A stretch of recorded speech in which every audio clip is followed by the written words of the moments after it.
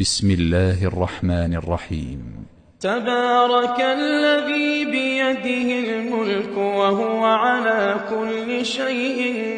قدير، الذي خلق الموت والحياة ليبلوكم أيكم أحسن عملا وهو العزيز الغفور، الذي خلق 7 سماوات طباقا ما ترى في خلق الرحمن من تفاوت فارجع البصر هل ترى من فطور ثم ارجع البصر كرتين ينقلب إليك البصر خاسئا وهو حسير، ولقد زينا السماء الدنيا بمصابيح وجعلناها رجوما للشياطين وأعتدنا لهم عذاب السعير، وللذين كفروا بربهم عذاب جهنم وبئس المصير، إذا ألقوا فيها سمعوا لها شهيقا وهي تفور تكاد تميز من الغيظ، كلما ألقي فيها فوج سألهم خزنتها ألم يأتكم نذير، قالوا بلى قد جاءنا نذير فكذبنا وقلنا ما نزل الله من شيء إن أنتم إلا في ضلال كبير، وقالوا لو كنا نسمع أو نعقل ما كنا في أصحاب السعير، فاعترفوا بذنبهم فسحقا لأصحاب السعير، إن الذين يخشون ربهم بالغيب لهم مغفرة وأجر كبير، وأسروا قولكم أو اجهروا به إنه عليم بذات الصدور، ألا يعلم من خلق وهو اللطيف الخبير، هو الذي جعل لكم الأرض ذلولا فامشوا في مناكبها وكلوا من رزقه وإليه النشور، أأمنتم من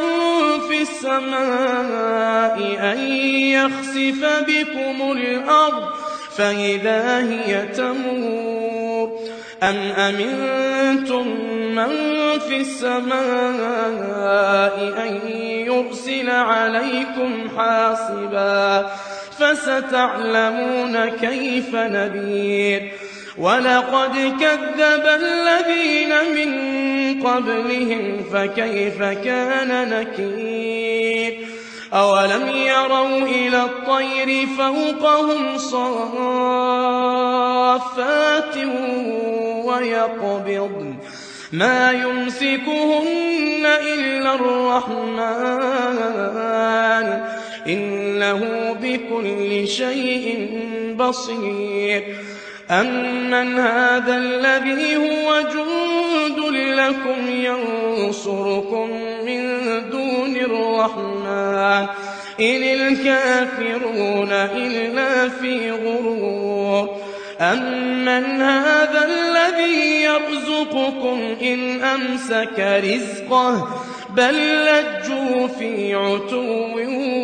ونفور، أفمن يمشي مكبا على وجهه على وجهه أهدى أمن يمشي سويا على صراط مستقيم قل هو الذي أنشأكم وجعل لكم السمع والأبصار والأفئدة قليلا ما تشكرون قل هو الذي ذرأكم في الأرض وإليه تحشرون ويقولون متى هذا الوعد إن كنتم صادقين قل إنما العلم عند الله وإنما أنا نذير مبين فلما رأوه زلفة سيئت وجوه الذين كفروا وقيل هذا الذي كنتم به تدعون قل أرأيتم إن أهلكني الله ومن معي أو رحمنا فمن يجير الكافرين من عذاب أليم قل هو الرحمن آمنا به وعليه توكلنا فستعلمون من هو في ضلال مبين قل أرأيتم إن أصبح ماؤكم غورا فمن يأتيكم بماء معين